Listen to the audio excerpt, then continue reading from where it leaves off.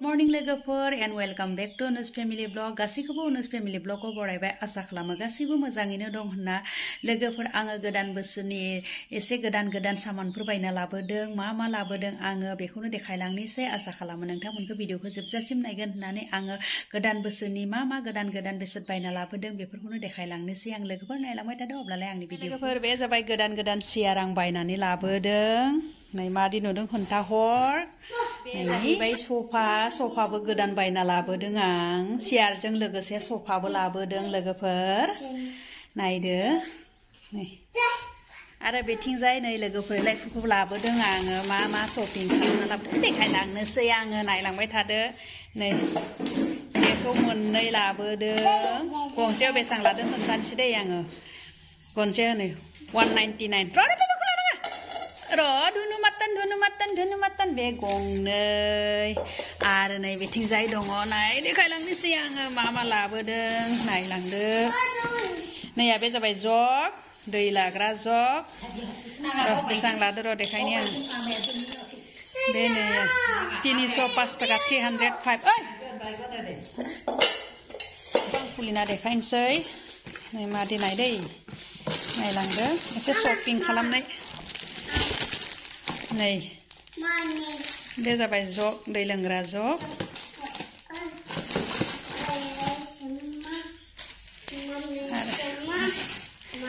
बे नै हर आरो बेखौ नाय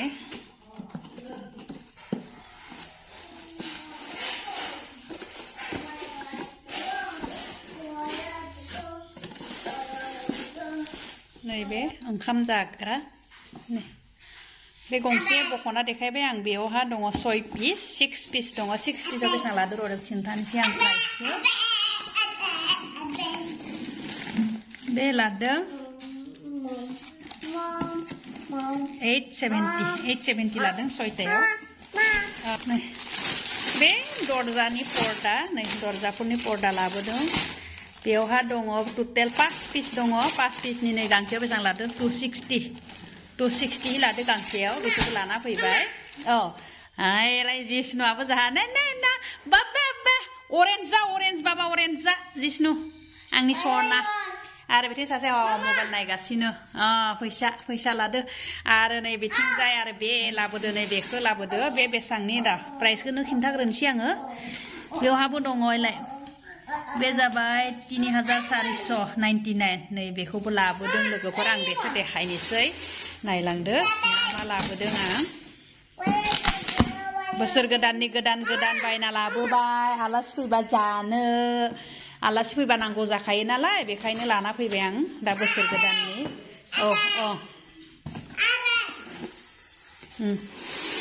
नै बे जाबाय खुरै नै बे खुरैयाबो 6 पिसनि फिसा बेलाय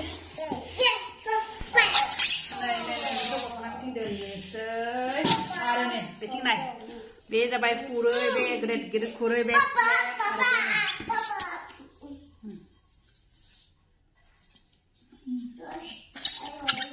बे खुरैखौ बिथिं दोनथ'बाय आरो बिथिं नायदो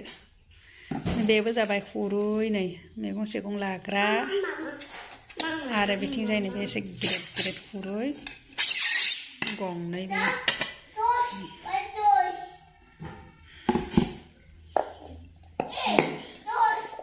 बे गंनै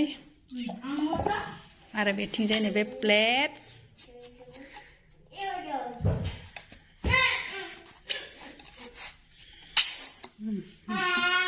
बे भाजा लाग्रा बेदर लाग्रा प्लेट नै बिथिंजाय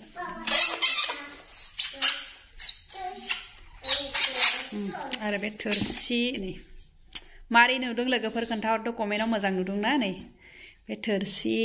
ओंखाम जाग्रा थरा बे जाबाय पर्दा दरजा खिरखिनि पर्दाफोर बेसां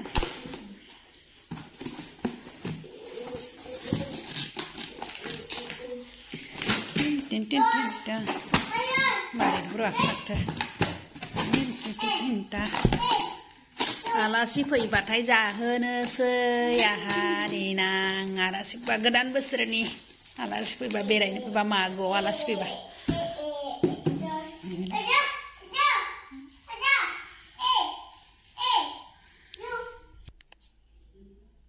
केन्टिननिफ्राय लाबोबाय आंहा बेखौबो गोदान जाय सिलिं लागायनो फैदों सिलिं लागाग्राफोर फैदों ढेकियाजुलिनिफ्राय लेंहरदों बे गोजौहा जोंहा सिलिं लगायनाय जाथ'वाखैमोन बेखायनो सिलिं लगायनो लेंहरदों नै इसोरखौ लेंहरदों